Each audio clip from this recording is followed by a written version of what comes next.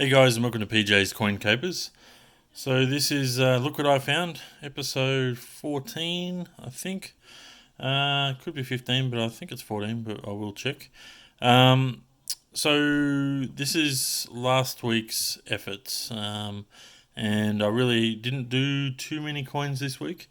I'm loaded and ready to go for this week.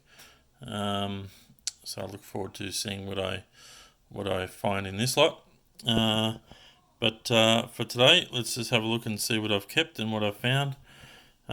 So the first one back here is a 1994. Oh, I just got a message right then. What have we got? Now I've got to lose. There we go. We've got focus. 1994 wide date. As we can see there, I've been finding a few of those recently. So this one's in fairly poor condition and probably not even really worth keeping. A couple of Marbos this week, still nice to find and in nice high grade. So still keeping each and every one of those that I find. Mintage 1.4 million, so certainly worth hanging on to.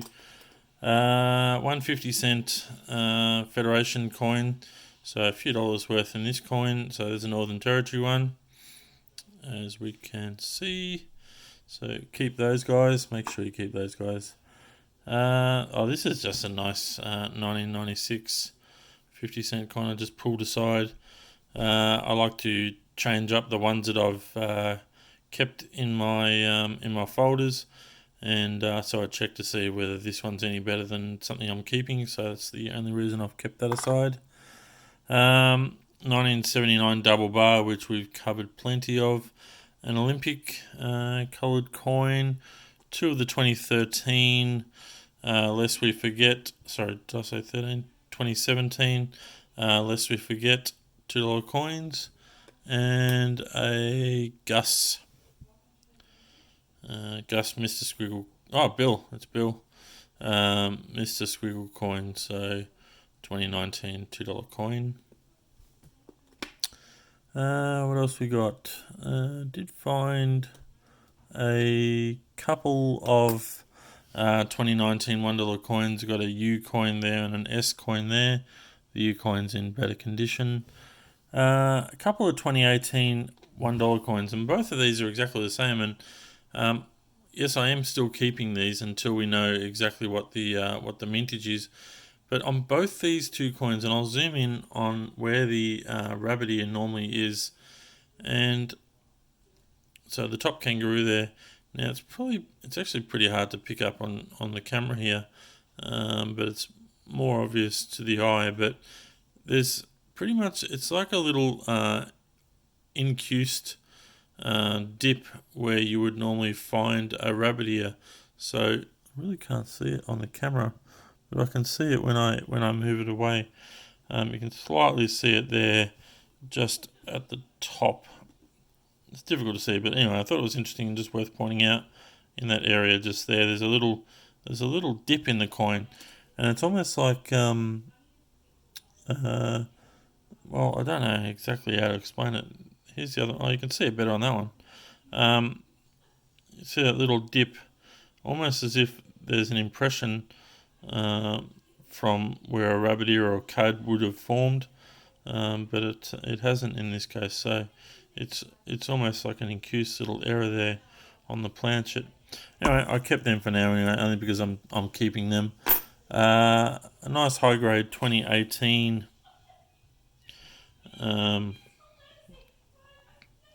100 years of Anzac.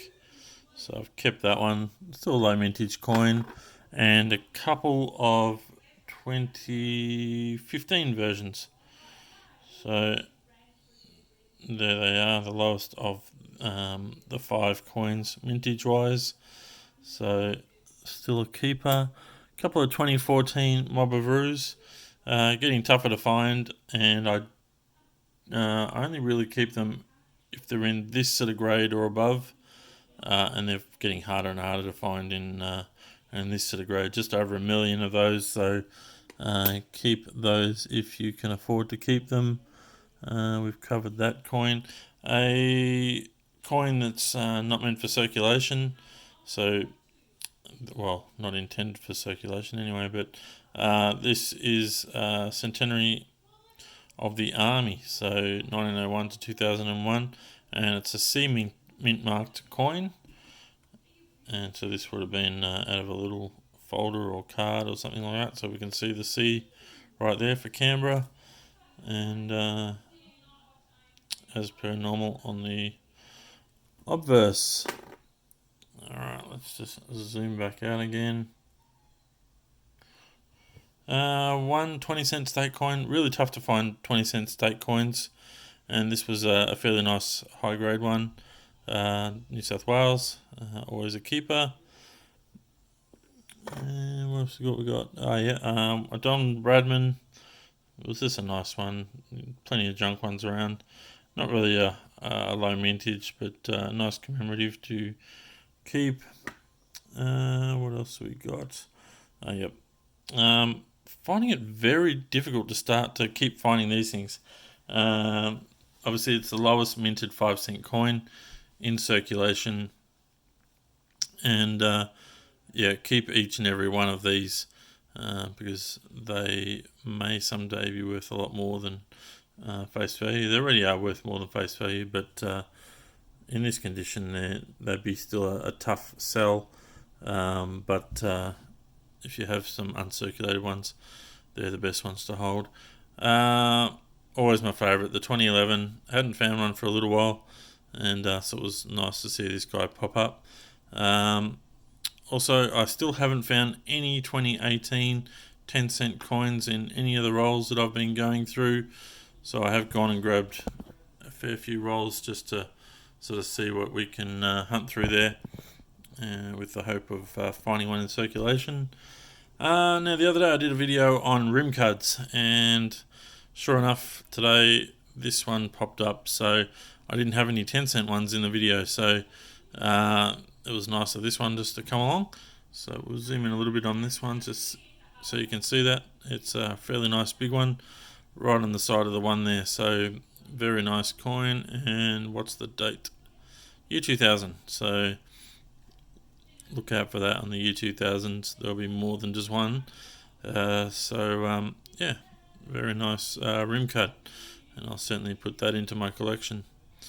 Alright guys, that's all we have for you today, and I'm enjoying seeing the success of your noodling on the Facebook page, and if you haven't already joined, make sure you join the PJ's Coin Capers Facebook page. Lots to discuss and chat and look at and share, and if you haven't subscribed to this channel, make sure you do so, and give it a thumbs up and hit that bell, because it's always good to know when the videos go live. Alright guys, thanks for watching, and look forward to bringing more videos to you soon.